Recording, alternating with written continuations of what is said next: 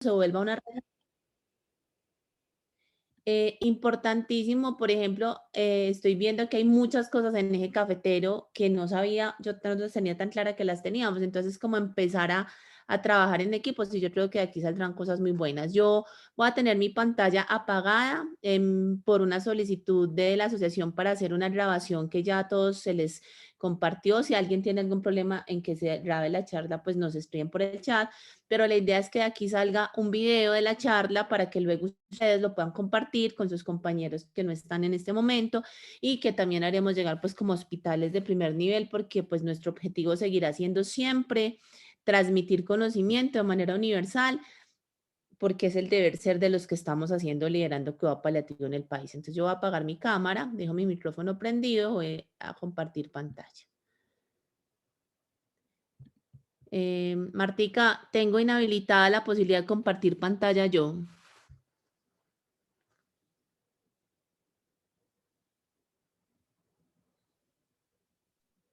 Tienes toda la razón y aquí ya voy a poner que Dale, dale. todos los participantes. Tú me avisas y ya para poderla compartir.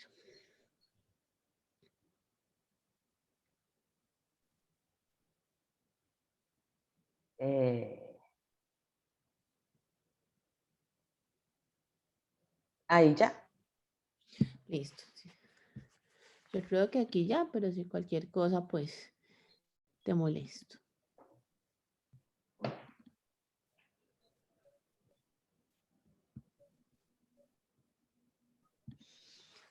Martica, ¿tú me confirmas si estamos compartiendo pantalla? Sí, está en pantalla completa. Bueno, si cualquier cosa me cuentan, la idea es que las preguntas se hagan pues al final. Yo voy a tratar de ser muy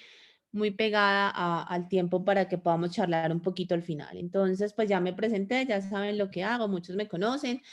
Y siempre me gusta mucho empezar por esta gráfica porque esto nos contextualiza un poquito. ¿Qué pasa en cuidado paliativo? En cuidado paliativo hemos ido evolucionando y el cuidado paliativo ha dejado de ser al transcurrir del tiempo. Antes nos veían incluso como una especie de apoyo terapéutico, como que pues llamémoslo si el paciente se está muriendo y está muy mal el último día de su vida, o de pronto en teoría para que le pongan una sedación paliativa a un paciente, pero hemos entendido y evolucionado en el tiempo que no, y eso es lo que vamos a ver durante todo este tema de generalidades, de qué es lo que hoy son los cuidados paliativos para el país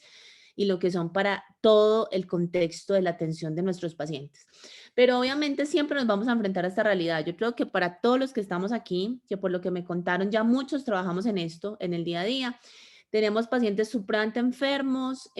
conciliados con su idea de morir, en un proceso tranquilo muchas veces de un final de vida que lastimosamente nosotros en medio de tanta tecnología y de tanta disponibilidad en hospitales de tantas cosas, nos perdemos y no entendemos que es que ese final de vida debe ser tranquilo, debe ser compasivo, debemos ser empáticos hasta ese momento cuando ya hemos agotado los recursos y definitivamente el paciente no tiene una opción de curación. Solo por contarles algo y siempre me gusta hacerlo, anoche asistí a un ritual de despedida de uno de nuestros pacientes en donde su familia literalmente tenía vino, torta y estaba celebrando el final de la vida de esa persona tan importante para ellos que se estaban yendo y nos compartió como equipo de cuidado paliativo, nos permitió estar ahí. Entonces ahí es donde uno entiende la importancia de trabajar en esto y la importancia de que estemos reunidos un sábado hasta ahora todos acá. Y entender, y esta gráfica también, esta imagen a mí me gusta mucho porque es que es entender que si bien en cuidado paliativo tradicionalmente nos relacionan con la muerte y nos relacionaban con la muerte como algo muy malo, como algo muy difícil, como no es que si ya llegó el equipo de cuidado paliativo es porque todo ya va supremamente mal, pero el giro que se ha dado con las nuevas definiciones, con el trabajo que se ha hecho sobre todo en los últimos 5 o 10 años, es entender que al revés, nosotros lo que hacemos todo el tiempo como equipo es celebrar la vida que hay antes de ese final que va a llegar, pero que necesitamos que llegue tranquilo y en paz y que se celebre todo lo que hay antes. Entonces yo creo que ese es como uno de esos mensajes importantes que todos tenemos que tener hoy acá. Y si quisiéramos hacer como un recuento en general de lo que es cuidado paliativo, entonces siempre tendremos que volvernos a esta mujer. Y siempre tenemos que pensar en Cicely Sanders y todo lo que se vino con el movimiento hospice y ese concepto del cuidado paliativo moderno, que es el que hoy todos nosotros conocemos. entendiendo que si bien, por ejemplo, en Medellín o en Bogotá pueden tener el concepto de hospice como un lugar físico en donde están las personas que están de pronto en un momento muy difícil o final de vida, debemos entenderlo más allá de eso, es que el hospice es un modelo de pensamiento, que es la filosofía que nos abarca a todos los que trabajamos en esto y es la filosofía del cuidado. O sea, el cuidado paliativo en su modelo hospice es la filosofía del cuidado, de jamás abandonar, de siempre estar ahí y de procurar siempre el mejor beneficio, la mejor calidad de vida, lo más funcional que pueda estar esta persona con una enfermedad que no solamente es cáncer, sino una enfermedad difícil, que no se va a curar, compleja, para que transcurra de la mejor manera posible. Y esto también nos enseñó de una manera muy importante que el cuidado paliativo es de equipos, porque también otra de las cosas que tenemos que ir desmitificando, digamos que durante toda la charla lo voy a hablar varias veces, es pensar que el cuidado paliativo es del especialista de dolor y cuidado paliativo. No, puede que nosotros seamos cabezas de equipos en un momento determinado, que tengamos todo esto grande, el área de como el soporte médico, de todo este tema académico, de lo que tiene que ver específicamente con poner un opioide, decidir un tema de hacer o no un examen, reorientar o no un esfuerzo, pero realmente cuando hablamos de cuidado paliativo en ese contexto del hospice, como ella nos lo enseñó, de nunca abandonar, de siempre cuidar, de siempre estar ahí, somos equipos, entonces tan importante es la enfermera como es el psicólogo o el psicólogo o la trabajadora social, incluso como se vuelve importante la persona que nos en los hospitales, por ejemplo, nos lleva los alimentos y les lleva los alimentos a los pacientes que están en este proceso, que también tiene que ser empática, que también tiene que estar ahí. Es importante nuestro grupo de auxiliares de enfermería, son súper importantes nuestros grupos de médicos de apoyo, pero también es muy importante el auditor que nos acompaña. Es como entender que somos equipo y que todos tenemos un objetivo en común, que es que este paciente transcurra su enfermedad de la mejor manera posible, que el final sea tranquilo para él y para su familia y que siempre estemos ahí apoyándonos, probablemente con roles diferentes cada uno, pero siempre con objetivo en común. Obviamente no podemos desconocer que eso es algo muy llamativo, que también en el mundo del cuidado paliativo moderno siempre nos han acompañado estas personas que siempre han apoyado y entonces aquí aparece el doctor Balfour y nos enseñó también, nos fue sumando procesos y nos fue enseñando, por ejemplo, que el manejo interdisciplinario, que toda esta multidisciplinariedad que tenemos en cuidado paliativo es fundamental y es la única manera en que vamos a lograr éxito con nuestros pacientes. Esta, digamos que como lo dije al principio, si leyeron la diapositiva, pero lo recuerdo, para esta exposición yo quiero agradecer a todo el equipo de Desocupa, a todo el equipo del SP y específicamente un agradecimiento muy especial a la doctora Tania Pastrana, porque en ese trabajo tan grande que ella hicieron todos en conjunto para publicar el Atlas de Cuidados Paliativos de 2020, que hace poco se publicó y que yo creo que la mayoría lo conocen y si no, pues con Martica hay que compartirlo. Entonces nos tocó y nos explicó cómo fue evolucionando el cuidado paliativo en Latinoamérica. Y si ustedes miran, y aquí hay muchas personas de Medellín en este momento, siempre el hito de Latinoamérica será el 80 con la aparición de la Clínica de Dolor en Medellín, del doctor Tiberio, donde empezaron a hablar de dolor. Si bien se especificó mucho, se centró mucho en dolor, ¿cierto? Ese fue como el punto en donde Colombia empezó y se empezó en Latinoamérica a hablar de la importancia. Y empezamos a evolucionar en el tiempo y empezaron a haber hitos en cada uno de los países, empezaron a aparecer servicios, empezaron a aparecer unidades, empezaron a aparecer leyes, empezaron a aparecer normas que nos fueron diciendo es que el cuidado paliativo es supremamente importante. El cuidado paliativo no es una terapia de apoyo por allá al final que alguien recordó que estos de pronto nos pueden ayudar a poner un medicamento o este señor que o esta paciente que se está muriendo, pues llamémoslo a saber qué, porque no queremos dar malas noticias y qué pereza que nos toque. No, hemos ido entendiendo y hemos evolucionado en el tiempo para América Latina y específicamente para Colombia, que es un grupo, un equipo, una especialidad médica con un equipo que lo acompaña tan importante como las especialidades mismas que acompañan una enfermedad. Por ejemplo, tan importante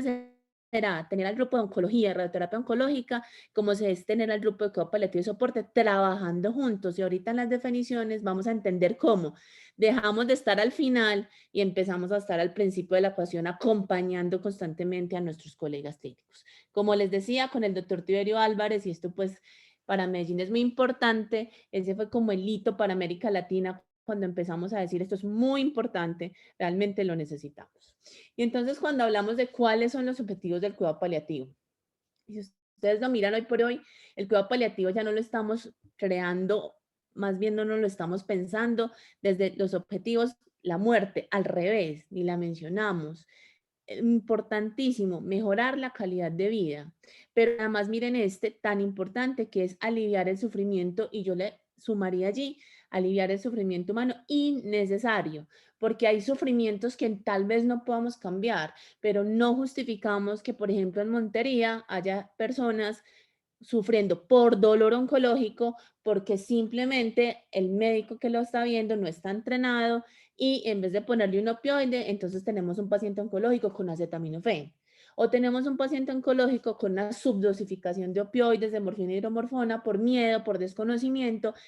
Entonces, por eso hago énfasis en que los objetivos de estos encuentros académicos es entender que vamos a aliviar el sufrimiento humano innecesario.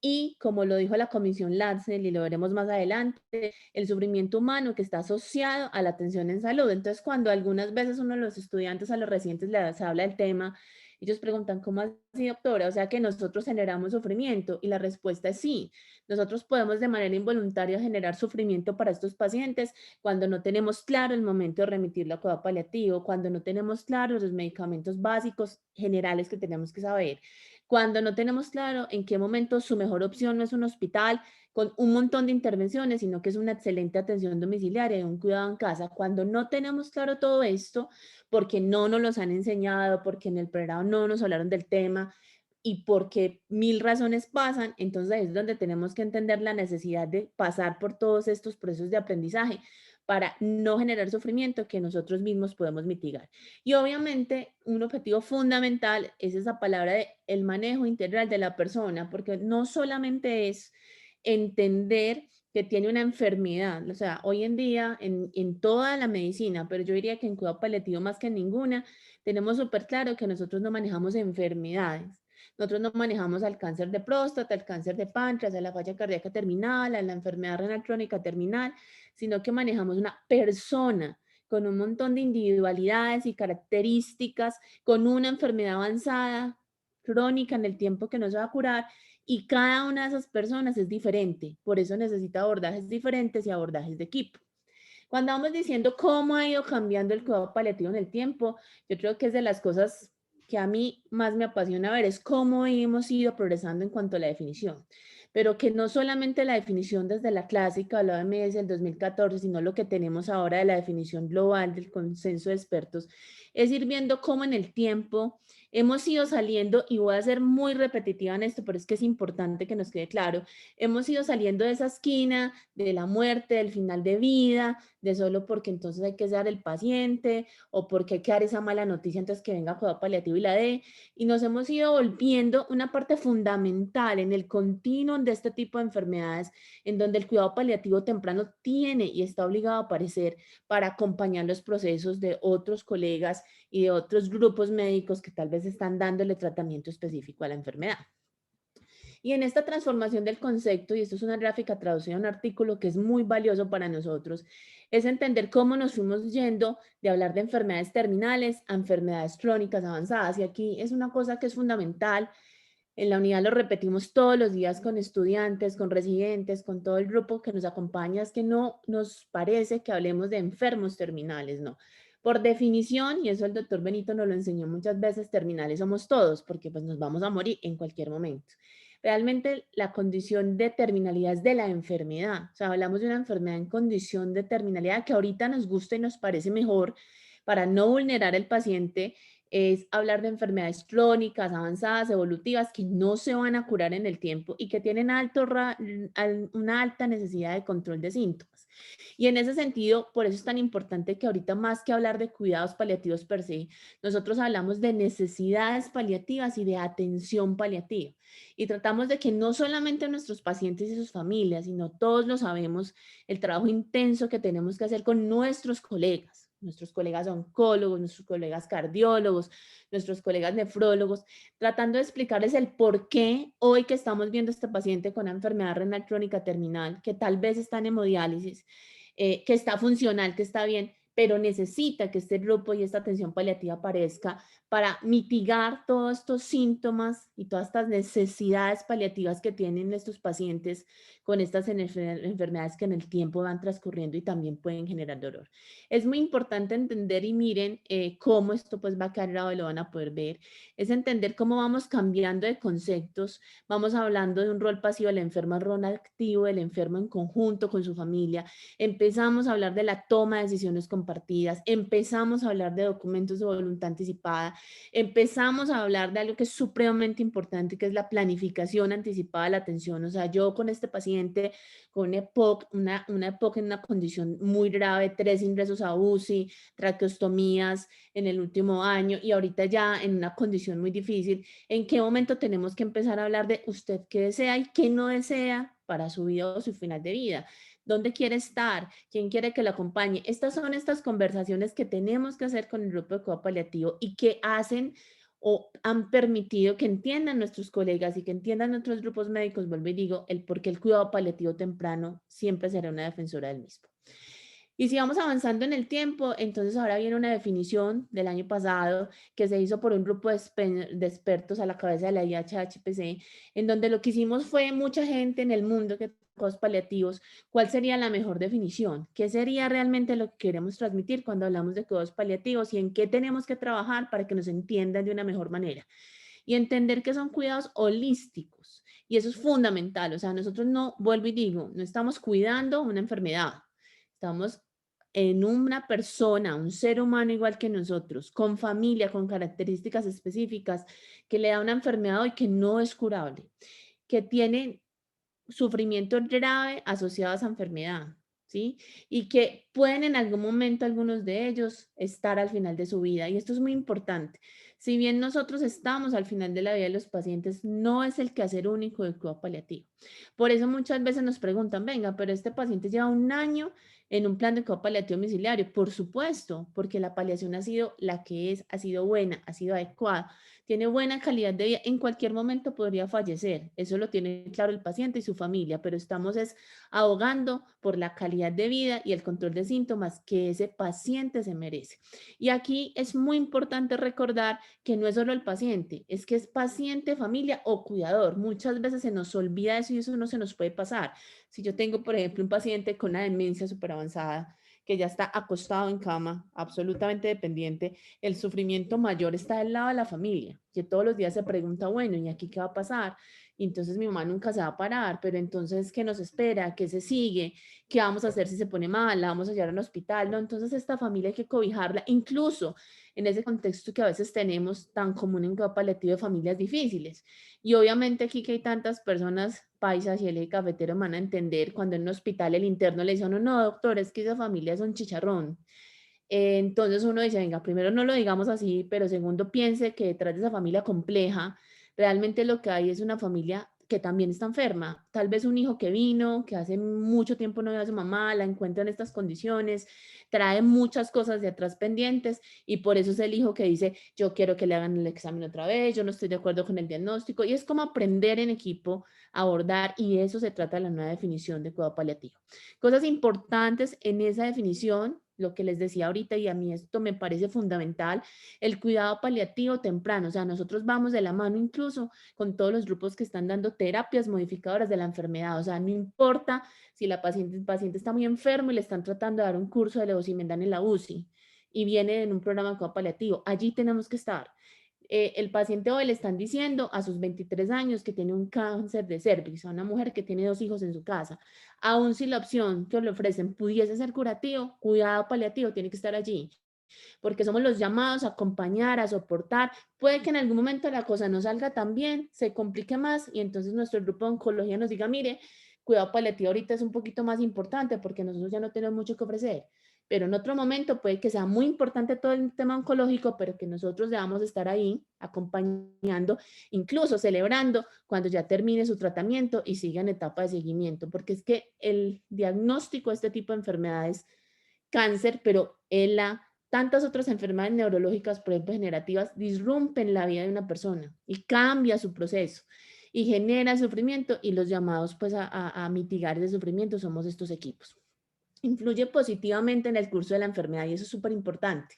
Era lo que les decía. Muchas personas imaginan que si van a ir a hacer una ronda, por ejemplo, aquí que hay tantas personas que trabajan en la atención domiciliaria, que si se van a ir a hacer una ronda van a ir a ver 20 pacientes de los que tenemos en casa, los van a encontrar a todos encamados, ulcerados, acostados, que no hablan, que no comen, pero cuando llegan y ven pacientes con enfermedades muy graves, pero que están jugando parques, viendo televisión, cantando, saliendo al parque con su familia, pues entienden que es que esto es positivo en el curso de la enfermedad, que no tener dolor, no tener náuseas, estar controlados esos síntomas mejora por mucho calidad de vida para paciente y familia y transcurren hasta el final, que probablemente, obviamente va a llegar de una manera tranquila. Y es aplicable en todos los entornos de atención en salud y yo creo que esto es fundamental. O sea, recuerden que lo que buscamos ahora y lo que quisiéramos para Colombia es tener unidades multinivel, donde tengamos toda la parte hospitalaria que se requiera, la parte domiciliaria, la parte ambulatoria y la parte de hospital día que hoy en día ha cobrado tanta importancia para estos pacientes. O sea, ser capaces de tenerlo a cada uno según su estado funcional, según su diagnóstico, según su pronóstico, donde corresponda. Y que este paciente pueda girar en cualquiera de los entornos sin ninguna limitación y sin que su necesidad se vea trancada por algo administrativo o porque tengamos limitaciones en acceso, que eso es lo otro. Nosotros queremos total cobertura para este país y vuelvo e insisto que este tema educativo, el que todos estemos entrenados, el que todos conozcamos y hablemos el mismo idioma, pues nos va a ayudar mucho en cobertura. Y fue así como fue evolucionando el cuidado paliativo y miren cómo en la gráfica primera vemos como que el cuidado paliativo estaba al final, muy al final. Posteriormente nos trataron de poner como bueno, tal vez pueden empezar antes su trabajo, tal vez los llamamos antes, pero miren las últimas gráficas. Ahorita cuidado paliativo y el resto de compañeros y el resto de equipos vamos de la mano y vamos manejando las crisis de enfermedades que se van presentando. Incluso el cáncer se volvió crónico en el tiempo. Entonces tenemos etapas buenas, unas no tan buenas, pero seguimos allí. Puede que en algún momento de la enfermedad tengamos que estar más nosotros que otros equipos, pero lo más importante es entender que vamos de la mano. Y yo creo que en eso todavía tenemos una deuda, por ejemplo, los que trabajamos en hospitales de alta complejidad, porque cuando hay tanta tecnología y hay tantas cosas en el medio, pues obviamente tenemos que ser muy prudentes y muy cautos en qué vamos a tener el paciente, en qué momento de su vida está y qué beneficio, y lo más importante, jamás incurrir en futilidad. Entonces, digamos que desde el tema educativo también nosotros, desde nuestros hospitales, desde nuestras clínicas donde estamos, tenemos que educar a nuestros compañeros, porque llamativamente, y muchos de los estudios del doctor Brera lo han demostrado, quienes más resistencia nos pueden poner son nuestros mismos colegas médicos, incluso más que las familias o el resto del entorno. Y ahí la única manera de lograr tenerlos de nuestro lado es demostrarles las necesidades, lo que cubrimos, lo que podemos hacer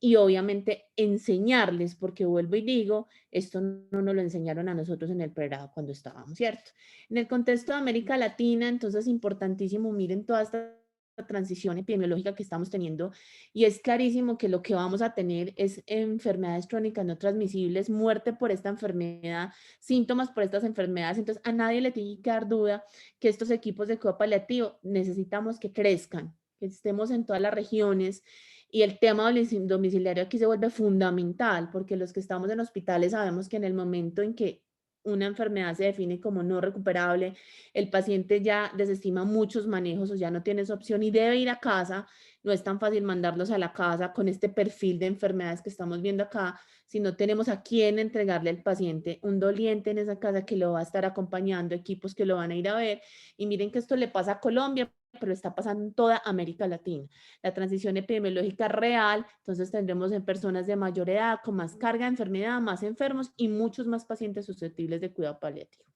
Las proyecciones de que nos vamos a morir en nuestro medio, y claramente está el cáncer, sin lugar a dudas, pero miren cómo aparecen otras enfermedades neurológicas,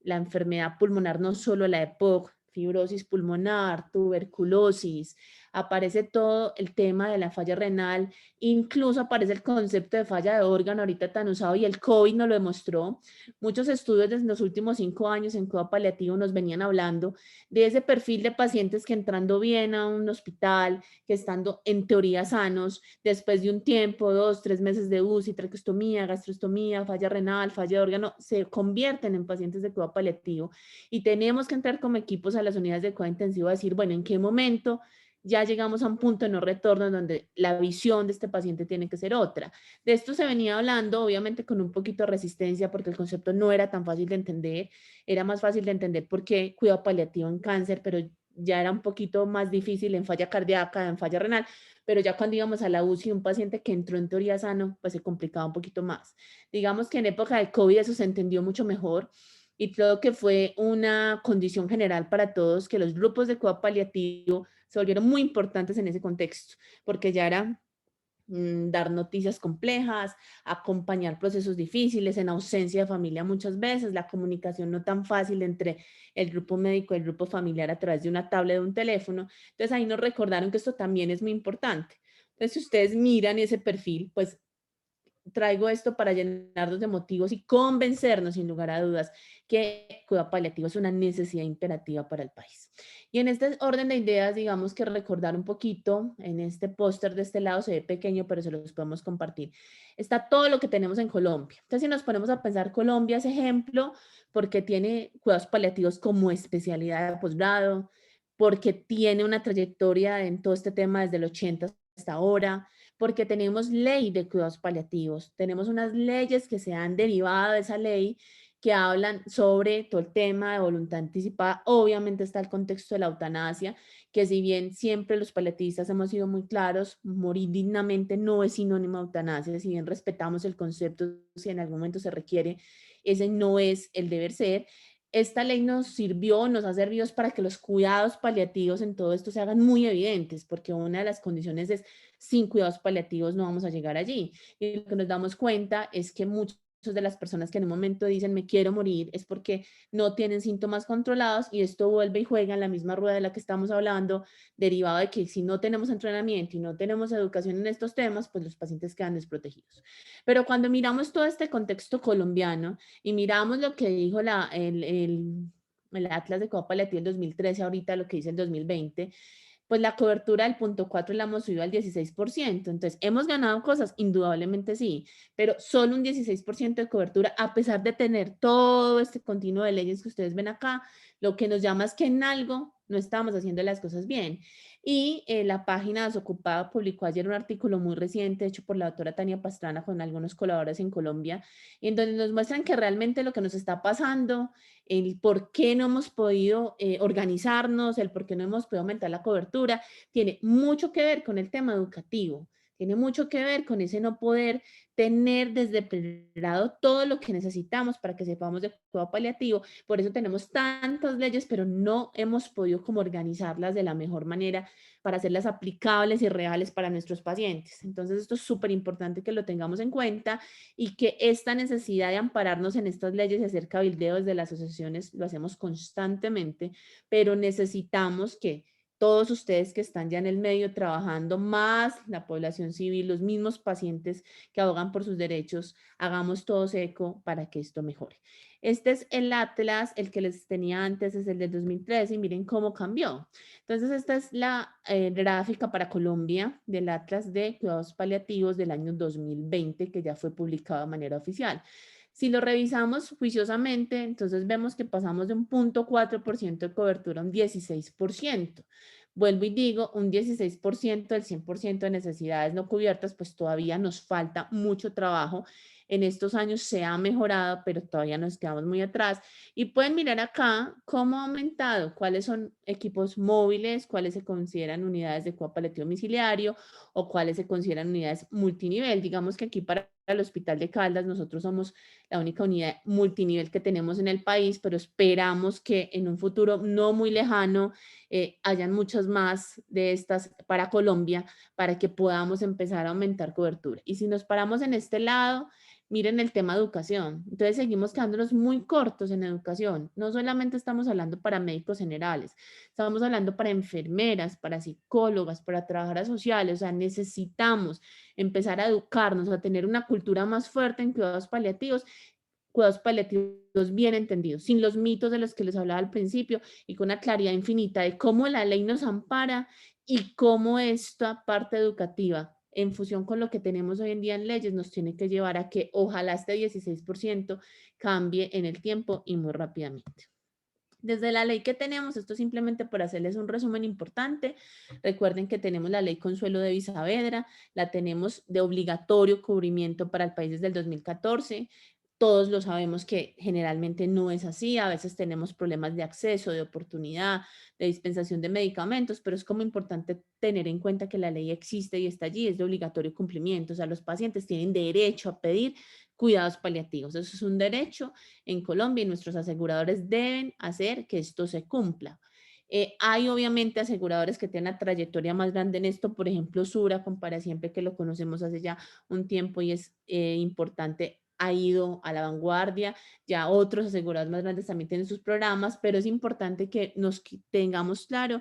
todas estas leyes, cómo nos amparan y cómo nos pueden ayudar. Una ley que es supremamente importante y algo que yo quiero hacer énfasis es en todo lo que se habla de los derechos de los pacientes derivada de la ley Consuelo de Saavedra. Y eso es súper importante, el derecho que tiene el paciente a acceder a cuidados paliativos. También cómo se habla del tema de atención domiciliaria, que es muy importante. Y también cómo se habla del tema de voluntades anticipadas, que es fundamental, que es supremamente importante de tener en cuenta, de tener presente, que es un derecho y que se ha ido pues como incorporando al quehacer diario de los cuidados paliativos y que es ley en nuestro país.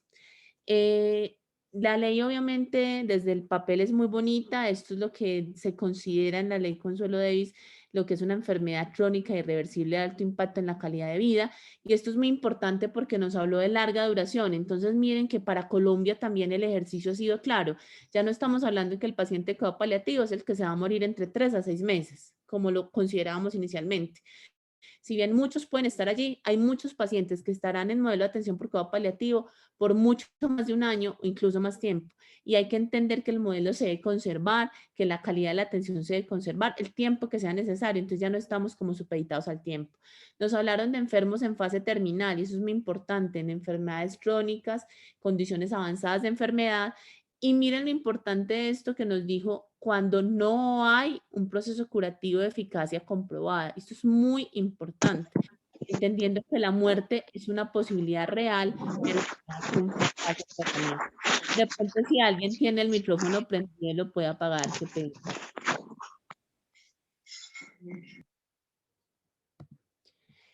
No solamente en Colombia ha habido todo lo del Atlas, todo lo de América Latina, sino que miren también en la Asamblea Mundial de la Salud es fundamental y nos llamaron la atención al fortalecimiento de los cuidados paliativos como parte del tratamiento integral a lo largo de la vida. Y además de eso, nos han dicho y está así definido que el control del dolor es un derecho humano. Y como lo veremos en las otras sesiones, dolor no solamente entendido como dolor físico, sino dolor entendido como dolor total, o sea, en el mundo es un derecho humano, es un derecho que usted tiene a no sufrir dolor y la Asamblea Mundial de la Salud nos hace el énfasis en que tenemos que abogar por los cuidados paliativos en el tratamiento integral de las personas. Todos estos documentos luego se los compartiremos completos para que ustedes puedan tener acceso a la lectura de ellos. Y es importante que en todas las políticas públicas y todo lo que se habla de cobertura universal, la gran, digamos, ganancia que hemos tenido es que aparezca cuidados paliativos, que se hable de cuidados paliativos tempranos, que no solamente se enmarque en un proceso de final de vida, sino que al revés sea como un proceso de celebración de la vida y potenciar toda esa capacidad que tienen estos pacientes y sus familias antes de tener un desenlace fatal, y esto es muy importante desde la ley. Y entender que desde todas las leyes lo que más se ha hablado es esto que yo les mencionaba ahorita, de llegar a tener procesos de cuidados paliativos multinivel, entendiendo que tenemos cuidados paliativos especializados, unidades tan grandes como en las que yo trabajo, pero hacer mucho énfasis, y yo quiero hacer mucho énfasis en que para Socupap este trabajo es fundamental, tomo el tema del trabajo en primer nivel, en primeros niveles de atención y en atención domiciliaria, porque estamos convencidos que los pacientes que tienen este perfil de tratamiento deben, en la medida de lo posible, estar en sus casas acompañados, seguidos por equipos multidisciplinarios juiciosos, que puedan responder a todas las necesidades de estos pacientes y que debemos potenciar la atención domiciliaria en cuidados paliativos en nuestro país porque es la manera en que realmente la cobertura se va a ver aumentada. ¿Qué tenemos para Colombia? Estos son algunos datos y algunas estadísticas extractados del Atlas y que debemos conocer, que son importantes, como es la mortalidad por muertes y enfermedades crónicas no transmisibles. Tenemos una ley nacional en Colombia, eso está claro, hacemos parte, pero no tenemos un programa o un modelo per se que sea aplicable nacional, que es lo que estamos desde la asociación pidiendo, que bien tenemos la ley, pero que desde el nivel central tenemos que tener un modelo para que no pasen cosas como, por ejemplo, y creo que todos los han vivido. En Manizales, si yo hoy hago una fórmula de una hidromorfona de 180 ampollas, todo el mundo tiene claro que es así, no pasa nada de la dirección territorial, ya la logramos ubicar. Pero nos pasaba la semana pasada que si en Armenia hacen una fórmula de 20 ampollas de hidromorfona, les contestan que es de uso eminentemente hospitalario. O que digamos en lugares como acá, de pronto en Medellín, en otras ciudades, podemos hacer una sedación paliativa en casa con uso de midazolam. Pero que en otras ciudades del país no podemos hacer sedación paliativa en casa, entonces el paciente que ha estado súper cuidado, súper juicioso, súper controlado en un modelo de atención domiciliaria, lo tienen que llevar a un tercer nivel al final de su vida, que era lo que justamente no se quería y lo que la familia del paciente no deseaban. La única manera en que estas situaciones, estas individualidades, esta interpretación de la ley diferente en cada parte la vamos a lograr mitigar es cuando logremos en lo que hemos estado trabajando en tener un modelo específico nacional con total cobertura y que haga que se vea reflejada la aplicación de esa ley en ese modelo de cobertura. La ley que ya se las conté, no tenemos programa nacional, en eso estamos trabajando. Desde el punto de educación, entonces todos sabemos que aquí tenemos posgrados de cuidados paliativos para médicos generales, también los tenemos como segundas especialidades para especialidades como son los anestesiólogos, los geriatras, los internistas, los médicos familiares. Entonces digamos que en eso hemos avanzado, pero seguimos colgados en el tema de pregrados y de educación continuada en todo lo que son las facultades de medicina, trabajo social, enfermería y psicología, porque definitivamente son las áreas, en realidad todos deberían tener o deberíamos haber tenido una cátedra de cuidados paliativos, incluso los cirujanos, los cardiólogos, todos, porque no creo que haya ninguna especialidad que no se enfrente a la enfermedad grave y a la muerte de un paciente. Lastimosamente, pues en eso todavía se sigue trabajando. Aquí está lo de la educación y en Colombia solamente un 9.1% de escuelas de pregrado logran tener algún tipo de educación o cátedra en cuidado paliativo, y quiero hacer énfasis en algún tipo, porque cuando la doctora Tani revisábamos todos los pensos, pues encontramos que en algunos lugares del país tenemos una educación pues un poco más estructurada, una rotación de un mes incluso, y en otros lugares solo son seminarios que están incluso dentro de las materias electivas. Y claramente el cuidado paliativo a todas luces no tendría por qué ser electivo, sino de obligatorio cumplimiento, vuelvo y digo, porque es que a todos los que trabajemos en salud, por A, por B, por C, nos va a haber enfrentado a la enfermedad grave y a la muerte de un paciente. Equipos de cuidado paliativo, esto es lo que tenemos en Colombia, 1.6 por millón, o sea, obviamente todavía estamos atrás. Aquí me encanta saber que hay muchas personas que ya tienen equipos y están trabajando en eso, pero digamos que ustedes van a ser parte de ese selecto grupo de ciudades y lugares donde hay estas posibilidades, pero todavía tenemos que trabajar mucho en ese sentido. En equipos de cuidados paliativos, pues como les mencionaba, con la doctora Tania, que hizo esta diapositiva, el Hospital de Caldas tiene la unidad de cuidados paliativos,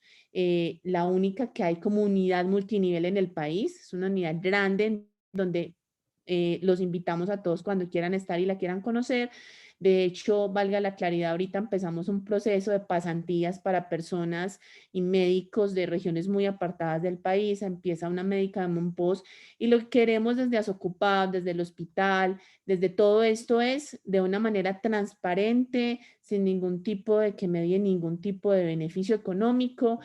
contarles un poquito de lo que hacemos, permearnos un poquito para que todo este conocimiento se pueda llevar a otros ámbitos, a otros niveles del país y lograr la cobertura que tanto tenemos. En prestación de servicios, claramente hemos aumentado. Acá están cómo estamos distribuidos por departamentos y entonces cada uno de ustedes se puede ubicar acá. Aquí tenemos los que más prestación de servicios tenemos, hasta los que menos prestación de servicios en cuidado paliativo se tiene. Opioides, que es un tema obligado, sabemos todos que es uno de los indicadores, tal vez el más importante que se mide. Ahorita hay otros indicadores de calidad de vida que son de alto impacto, pero obviamente en Colombia también estamos trabajando en ese tema de dispensación de acceso a opioides, pero como es común para toda América Latina, todavía nos falta. Qué pena, si podríamos apagar los micrófonos, Coca-Cola. por favor. Gracias. La necesidad cubierta, pues solamente el 16%, ya se los conté para Colombia en cuidados paliativos. El consumo de opioides, aquí vemos desde los departamentos que menos consumen hasta los departamentos que más consumen opioides en Colombia. Claramente los departamentos que más consumen, cuando uno va a hacer la trazabilidad y en lo que hizo el Observatorio Colombiano en Cuidado Paliativo, pues uno mira que son los departamentos que más tienen prestación en servicio, o sea, es como muy de la mano, entre más prestación, pues más consumo, y obviamente en esto también estamos trabajando porque la idea es como lograr poner a Colombia en el mismo cuartil de prestación y consumo de opioides. Esto es lo que se ha dicho o lo que en las encuestas han mostrado de qué es lo que pasa para las limitaciones a la disponibilidad de opioides. Y hay una en la que tenemos que trabajar acá este mes completo y es educación, porque muchas veces no lo sabemos dispensar, no sabemos que existen, no sabemos cómo hacer una fórmula de control, no conocemos las dosis base de muchos de los opioides que tenemos. Entonces, digamos que en eso es una de las cosas que tenemos que trabajar durante todo este tiempo que vamos a estar reunidos. Miren lo de la capacitación. Esta es la ruta que puso el ministerio. El ministerio tiene en su página, lo pueden ver, dos artículos que también se los podemos compartir, que habla sobre los lineamientos de cuidado paliativo en Colombia y la herramienta con que se mide.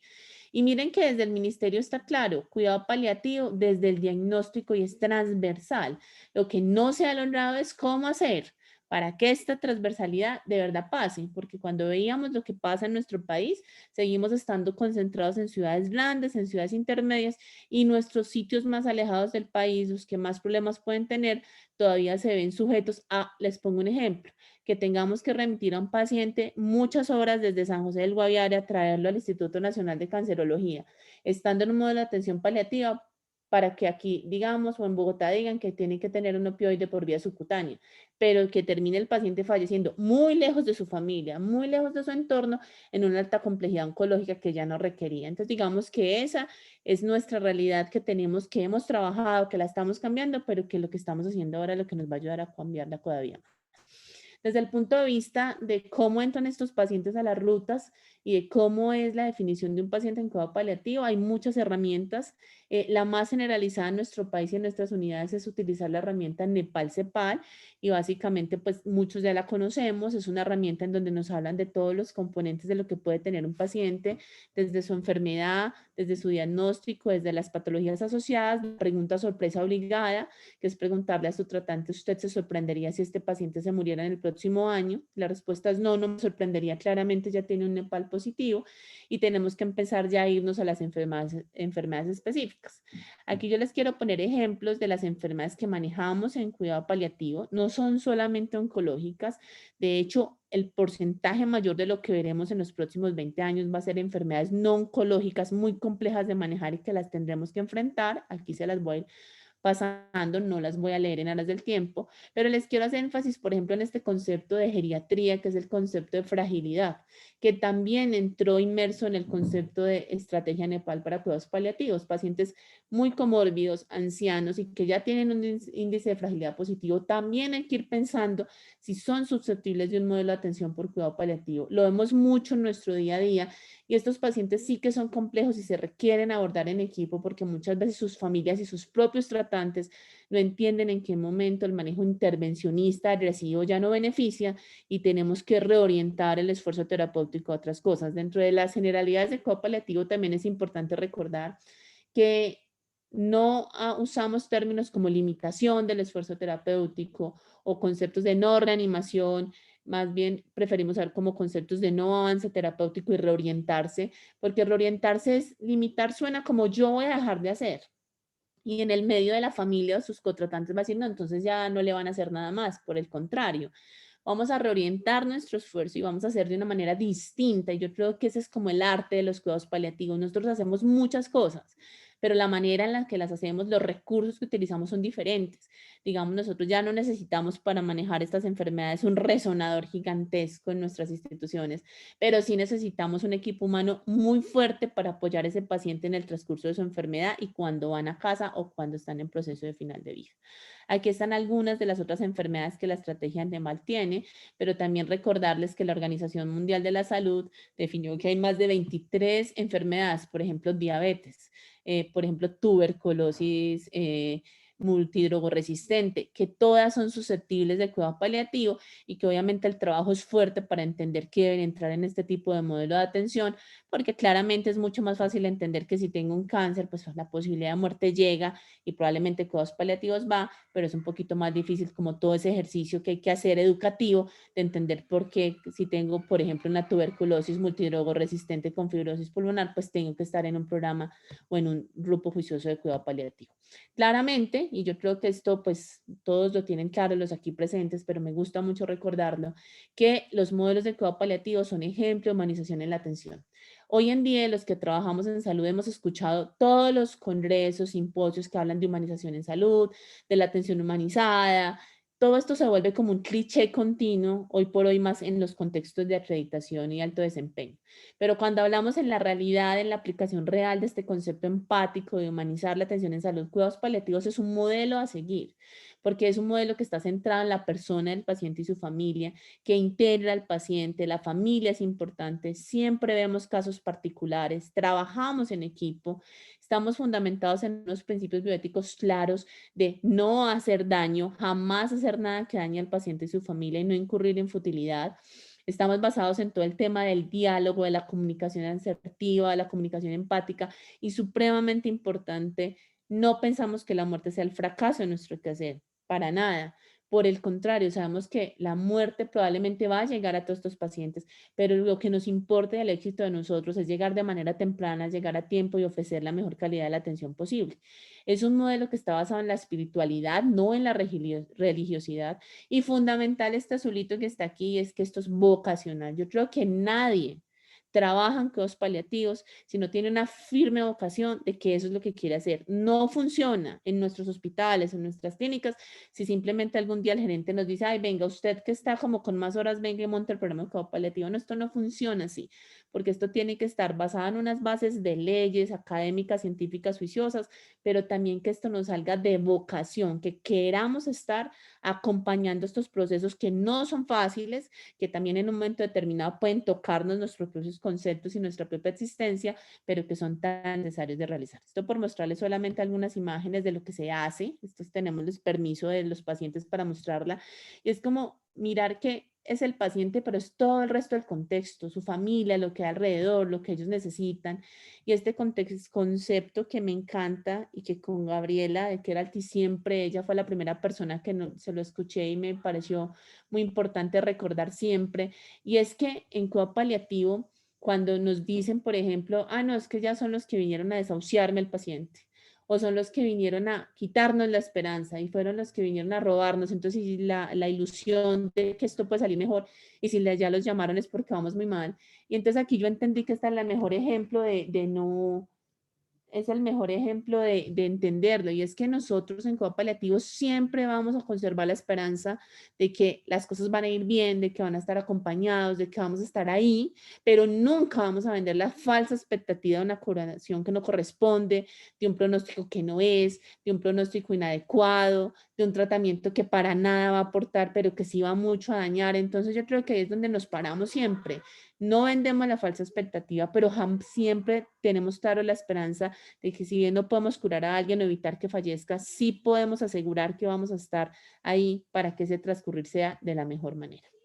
Y digamos que buscamos esto con los pacientes. Esto es un video pues que muestra cómo un paciente con una enfermedad pulmonar avanzada, estando en un medio hospitalario, en un hospital de alta complejidad, puede bailar la Feria Manizales en un Día Mundial de los Cuidados Paliativos sin ningún inconveniente y está contento y está feliz.